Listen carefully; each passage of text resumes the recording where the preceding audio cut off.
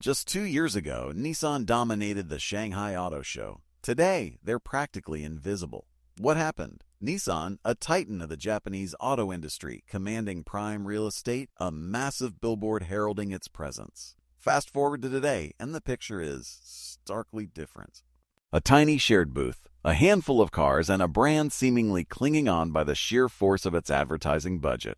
This isn't just a story about a smaller booth. It's a story about Nissan facing what many are calling its greatest risks, a canary in the coal mine for foreign automakers in China. Oh, and it's a story that stretches far beyond Shanghai. The signs are undeniable. News outlets say Nissan is facing the worst crisis it's ever seen in China. The Yomiuri Shimbun dropped a bombshell. Nissan is set to cease vehicle production at its Wuhan factory by March 2026.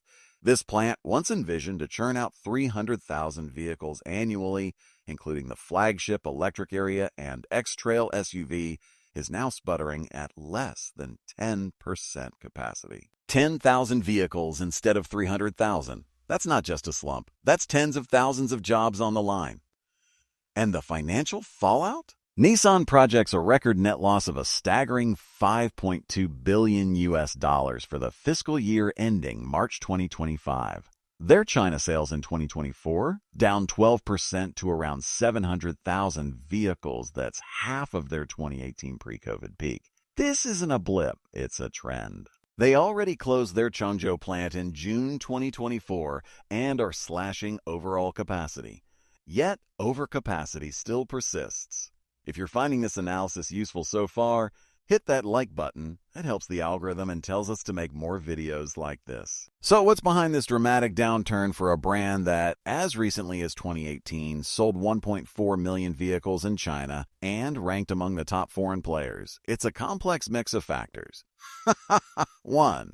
The rise of domestic competition. China's auto market is brutal, especially the new energy vehicle sector. Domestic brands, supercharged by government strategies like Made in China 2025 and hefty subsidies, are on a meteoric rise. Think Bide.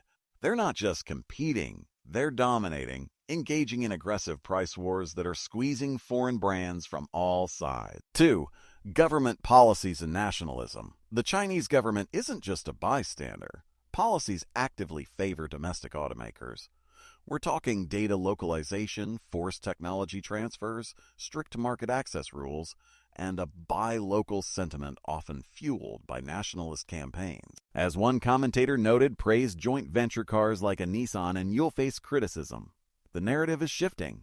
3. Economic headwinds and shifting consumer habits. China's broader economy is slowing down. Real estate sector risks, local government debt, and the lingering effects of zero-COVID policies have hit consumer confidence hard.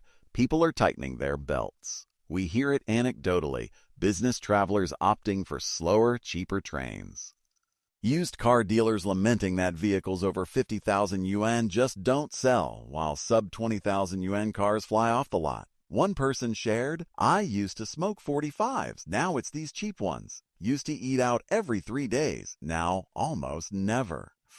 This downgrade in spending directly impacts mid-tier brands like Nissan. Faced with these headwinds and the escalating U.S.-China trade war, Nissan isn't just shrinking in China, it's strategically pivoting. They're reducing China operations while actively expanding U.S. production. The plan?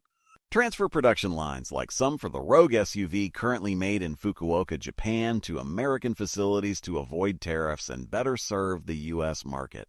And Nissan isn't alone in this westward hoe. Toyota, investing an additional $88 million in its West Virginia plant to assemble hybrid components, operational by late 2026.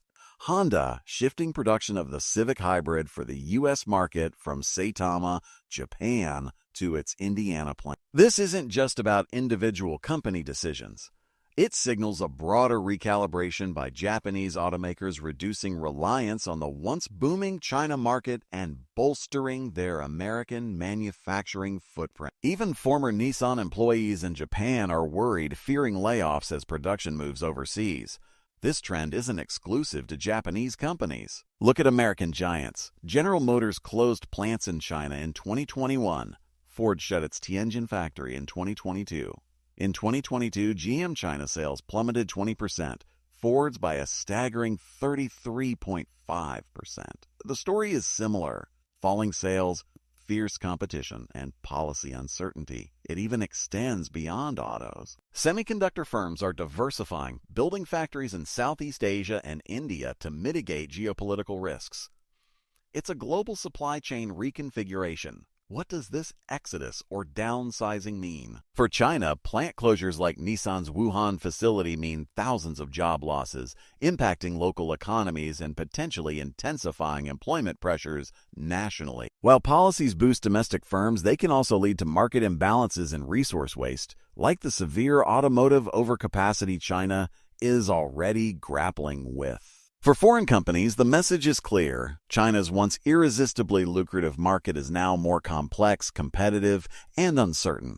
The old strategies are no longer effective. Geopolitical tensions are an ever-present factor. The economic advantages that fueled decades of growth for brands like Nissan in China are diminishing.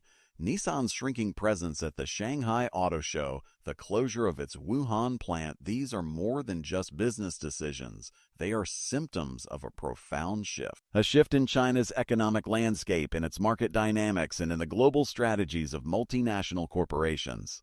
The era of easy wins for foreign auto giants in China seems to be drawing to a close. The question now is, who adapts best to this new, challenging reality? What are your thoughts on Nissan's situation and the changing face of the global auto industry? Let me know in the comments below. Don't forget to like this video, subscribe for more insights, and hit that notification bell so you don't miss our next deep dive.